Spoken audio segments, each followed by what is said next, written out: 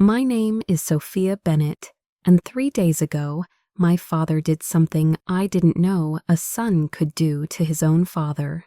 He flew my grandpa, William Bennett, the man who built a shipping empire from a rusted pier, on a memory trip to Lisbon and left him there. No wallet, no phone, no passport, just the Atlantic wind and a promise. Dad whispered at the gate, "You've had enough, old man." Dad thought he could come home, change the locks on Grandpa's riverside mansion, and start counting the money, my grandfather's money. But when Dad pushed open the front door, there was Grandpa, dry and smiling, his cane tapping once against the marble. "Oh, you're back," Grandpa said. "I have a surprise for you." The surprise? It would ruin my father's plan, expose the rot in our family, and force me to choose which blood to save. I thought I knew the answer. I didn't. Dad, James Bennett, was all charming efficiency at Denver International Airport. The kind of man who could talk a gate agent into rearranging the weather. "One last trip before we redo your study, Pop," he said, squeezing Grandpa's shoulder. "You'll love Lisbon, the azulejos, the sardines." He winked at me. "We'll bring back recipes." I didn't trust that wink. I hadn't trusted many of Dad's winks since Mom died. On our connection through Dallas-Fort Worth, Grandpa napped with his hat over his eyes while I texted Emma, my best friend and a junior associate at Weston and Burke. If Dad moves Grandpa's accounts while they're abroad, can a bank freeze be undone? She responded with a waving off emoji and, "Stop catastrophizing, Soph. No one steals from a billionaire with a paper trail." In Lisbon, the cobblestones glistened with rain, and Grandpa told stories about hauling rope at 13, about playing chess with dock workers who taught him patience with a bottle cap and chalk. Dad laughed in all the right places. He ordered wine. He volunteered to handle the passports at hotel check-in so they don't get lost.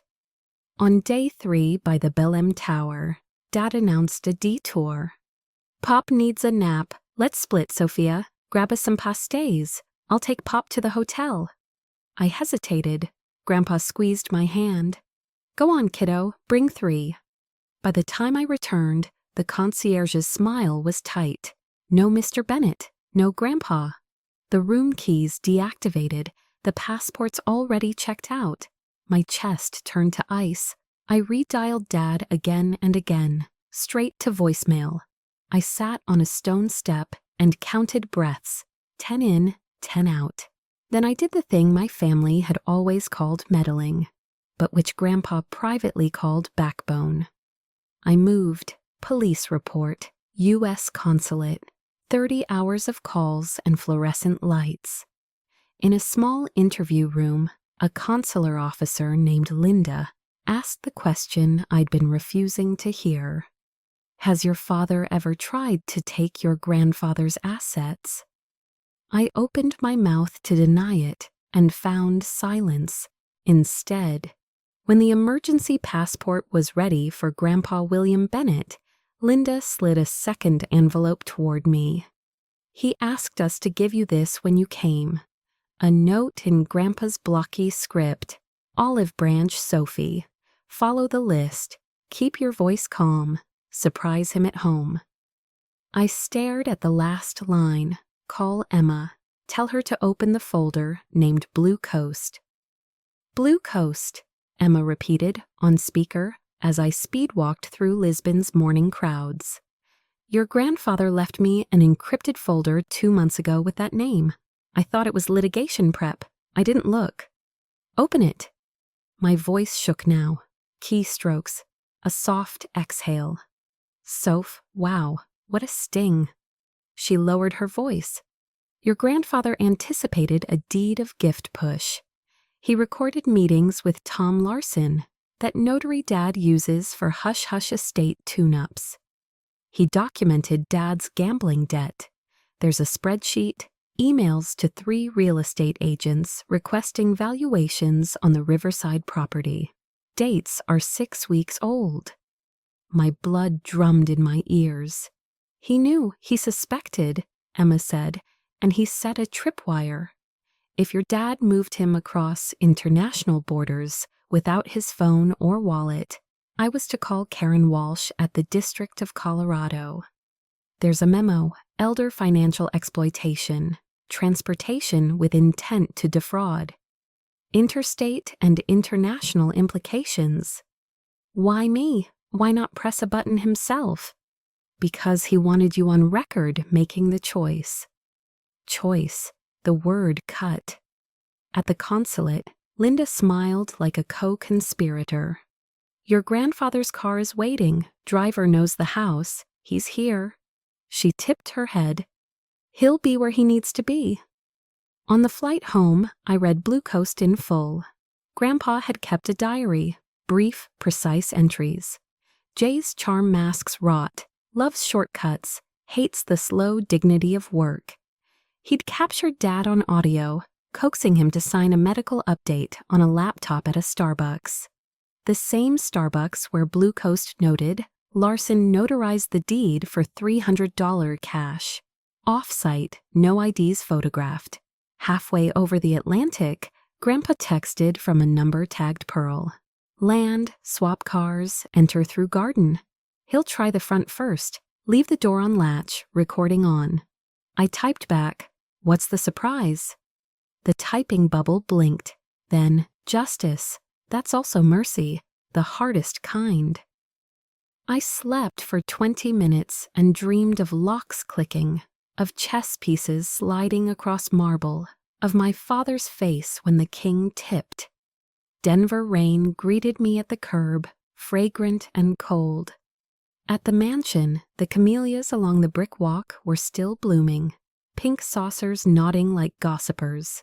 Inside, Grandpa stood in his navy cardigan, alive in a way I hadn't seen in years. His eyes, pale as sea glass, gleamed. Sophie. He hugged me hard, then leaned on his cane.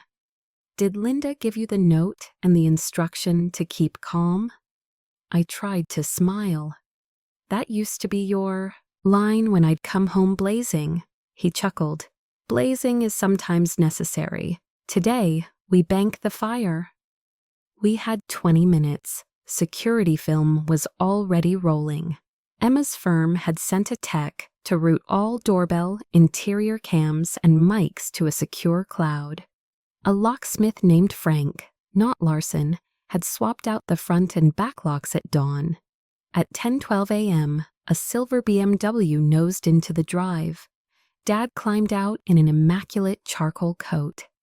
Aunt Ellen, his sister, always lacquered, always humming with second-hand cruelty, slid out on the passenger side. My throat tightened. So it wasn't only theft, it was a family plan. Keys scraped the front lock once, twice, harder, a curse. Footsteps to the back. The new deadbolt held. Silence. The doorbell. I nodded to Grandpa. He opened the door. Dad blinked at the sight. The grandfather he'd abandoned, dry and smiling. The granddaughter he thought too tender to choose. What? How? Oh, you're back, Grandpa said. I have a surprise for you. Dad tried on concern the way he tried on ties. We were sick, Pop. Food poisoning. We thought you'd... Enough, I said. Calm voice, calm voice. If you use the word misunderstanding, I'm going to record over it with the truth. Aunt Ellen lifted her chin. You don't speak to your father like that. Grandpa's cane tapped the marble. My house, Ellen, my rules. I held up my phone so the tiny red recording dot caught the foyer light. Colorado's a two-party consent state. I'm informing you both that this is recorded. Dad's mouth pinched. You can't lock a legal owner out of his property. About that, I said, and pointed to the console table where a neat stack of papers rested beneath a silver paperweight shaped like a tugboat. Motion to invalidate deed of gift on grounds of fraud and undue influence. Filed this morning, and here I lifted another sheet. Are copies of emails you sent to Pinnacle Realty and Aspen Homes asking for market analyses on this address before the alleged gift. Aunt Ellen's lacquered composure cracked. James. Dad shot her a look that said, "Shut up." Grandpa's voice softened, almost affectionate. James, when did you start hating the way I built things? Was it the first time I told you no? Dad's jaw didn't move, but his eyes flared. You never saw me. You saw labor, markets, ships. You saw a replacement for yourself. His voice rose. I brought you to Lisbon to remember who you were, and you punished me for it. Lisbon, I repeated. Where you took his passport and left. He shrugged, a cheap spasm. He got home. Grandpa nodded. I did, and because I did, you get the mercy part. Dad actually laughed. Then 3 cars pulled in behind the BMW, 1 sedan, 1 SUV, 1 black Suburban, that telegraphed prosecutors, even in the rain. The foyer felt too large for its air. Assistant U.S. Attorney Walsh was younger than I'd expected.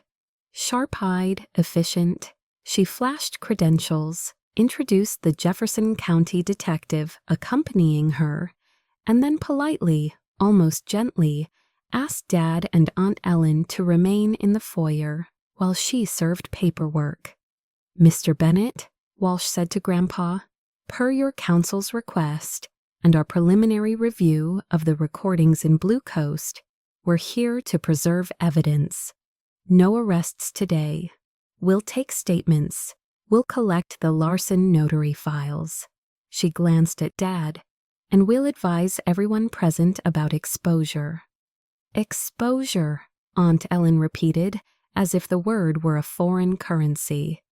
Elder financial exploitation, attempted fraud, international abandonment with intent to defraud. Walsh's tone never rose. At minimum.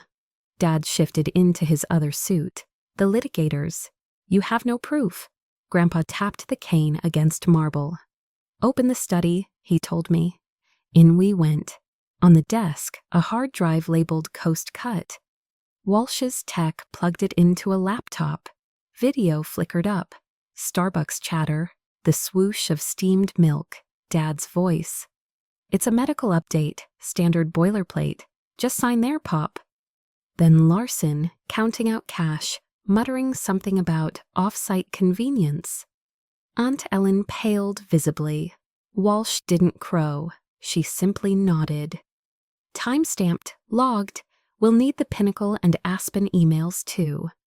Printed, Emma said from the doorway, damp hair curling in the rain.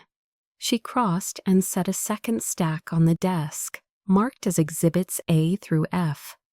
Dad stared at me like I'd grown gills. You brought in the feds? Grandpa did, I said. I made a choice to follow through. He snorted. Of course you did. You were always his little deputy. Something in my chest wanted to snap. Calm voice, calm voice. I'm your daughter, and you left your father to be disappeared. Don't confuse love of justice with treachery. Walsh closed the laptop. We'll finish the evidentiary collection, then leave you to your civil process, Mr. Bennett. To Grandpa, your counsel asked me to deliver the other set of documents personally. Grandpa took an envelope, weighed it in his palm like a fisherman deciding if a catch was worth keeping. Then he slid it across the desk to Dad. Dad opened it, read, blinked, read again. Yours. This is an irrevocable charitable trust, Grandpa said softly. The riverside mansion, the mountain cabin, the marina stake. I've transferred all real property to the Bennett Foundation for maritime scholarships. I remain grantor with a life estate. When I die, Sophia becomes trustee. Aunt Ellen swore, then bit it off. Dad's voice was a rasp. You'd rather give it to strangers than your blood. They won't abandon me in a foreign country, Grandpa said, and they'll remember their debt to the sea. Dad's hands crumpled the envelope's edge. I'll contest. Grandpa's gaze was almost kind. You can try, but contests require clean hands. Walsh thanked us, advised next steps, and filed out with her team. The house swallowed the silence they left behind. Dad looked at me as if I'd set the trap myself. You think this makes you noble? No, I said. It makes me responsible. His smile curdled. Then be responsible for the consequences. He left with Aunt Ellen in a storm of perfume and contempt. Grandpa exhaled like a dock worker letting go of a line. I started to cry. Litigation is a kind of weather. Pressure rises, skies darken, people make bad decisions in pouring rain. Elizabeth Kim, the Elizabeth everyone whispers about in downtown lobbies, took our civil case. We're not asking for damages, she said. We're asking for certainty. She filed for a temporary restraining order, enjoining Dad from entering the property, liquidating heirlooms, or contacting house staff. Dad hired William Carter, who liked Latin and theatrical pauses. He painted Grandpa as a mercurial patriarch, me as a granddaughter with outsized influence, and the trust as a selfish end run around filial duty. On social media, Aunt Ellen posted a carefully vague plea. When elders are manipulated, families suffer. Comments bloomed like mildew. We turned the guest room into a war room. Timelines on poster board, email strings tabbed, receipts in plastic sleeves. The Blue Coast Drive sat like a beating heart in the center. Every night, I wrote a page in a cheap notebook. What we had, what we feared, what I wished I could say. To my father, that didn't sound like a knife. Grandpa cooked. He moved slowly, stirring soups, baking biscuits too salty, telling me stories I thought I'd heard, but now heard right. I used to think money made men decent, he said, setting a bowl in front of me. It doesn't. It makes them louder. Do you regret the trust? He considered. No, I regret not teaching your father the difference between inheritance and legacy. Is there a difference? An inheritance is something you get, he said. A legacy is something you become. I tucked that sentence away like a bandage. I had a feeling I'd need it. Jefferson County District Court, Department 12. Mahogany, flags, fluorescent hum. Dad wouldn't look at me. Aunt Ellen wore a pale suit like frosted bone. Our row was a small Navy river. Grandpa, me, Emma, Elizabeth, our paralegal, with a neat bob and 1,000 tabs open. Carter stood crisp and cutting. Opposing counsel will wave around Starbucks videos and trust documents prepared under duress. He gestured toward Grandpa without quite pointing. But we ask the court to see through the melodrama. A deed is a deed. Elizabeth, no theatrics, no Latin.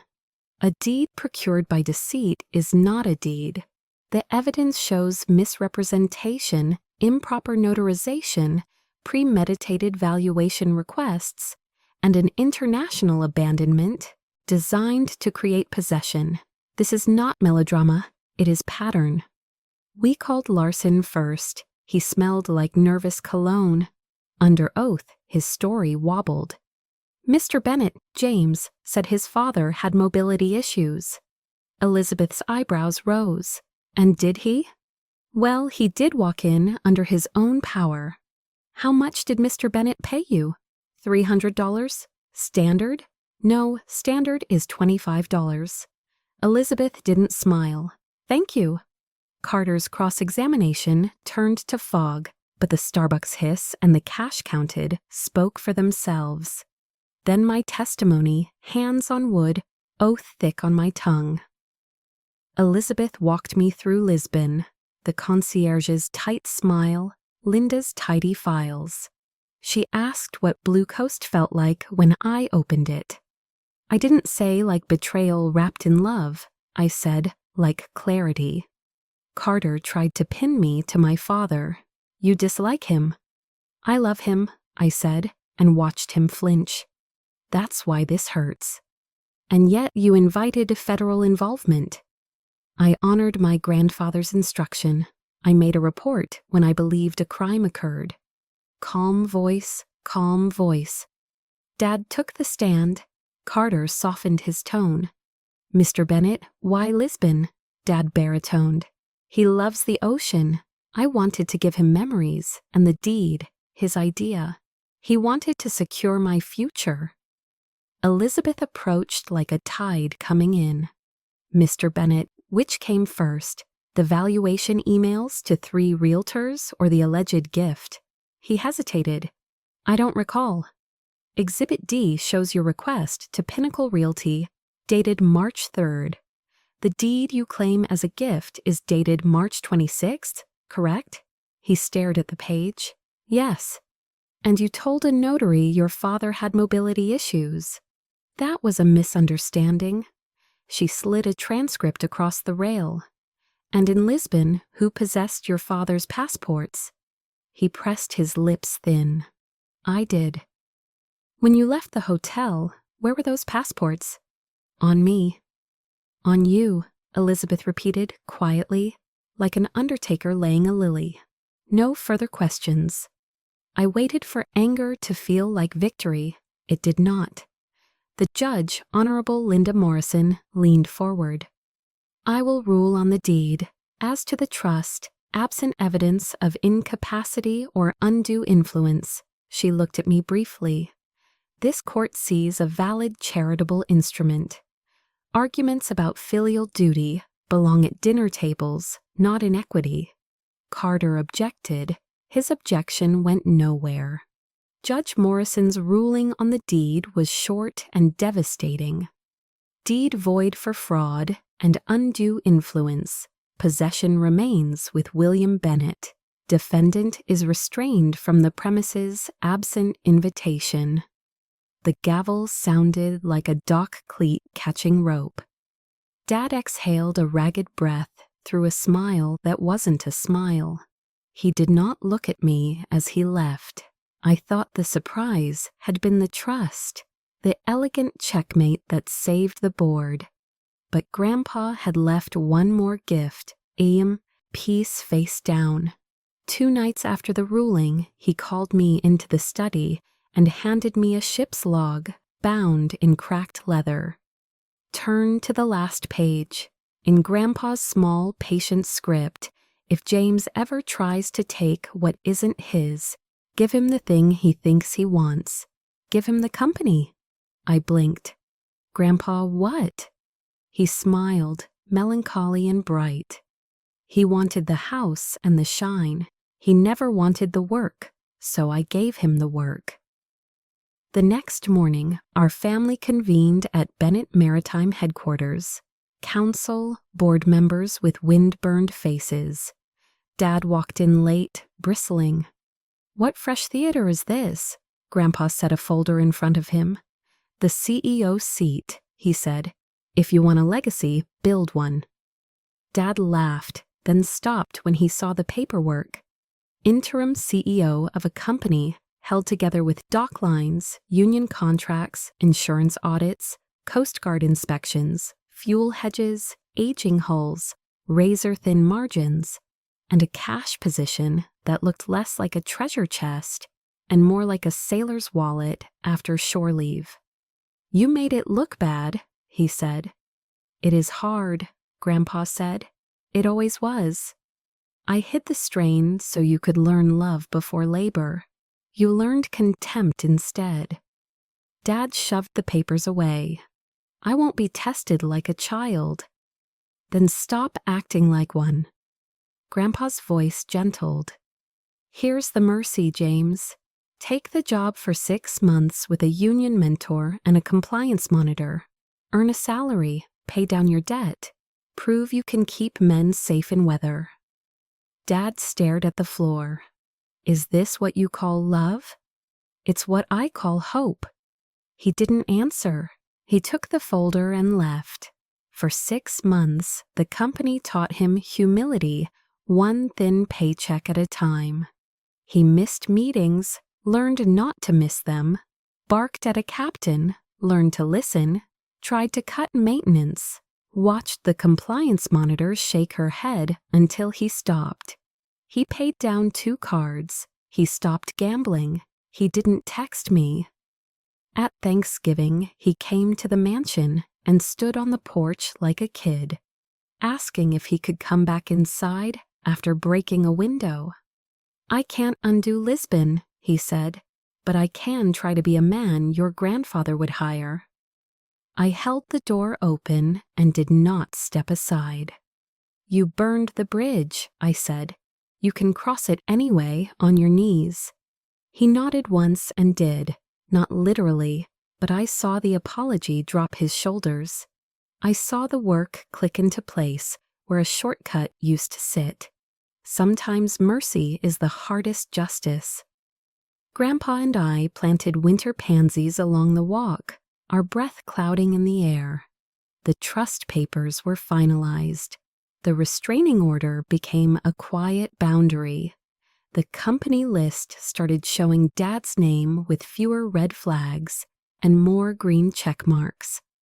On a gray Tuesday, Karen Walsh called to tell us she'd offered Dad a pre-charged diversion, conditioned on restitution to the house staff whose hours he'd tried to, / a donation to the Maritime Scholarship Fund, and 6 months of verifiable company service.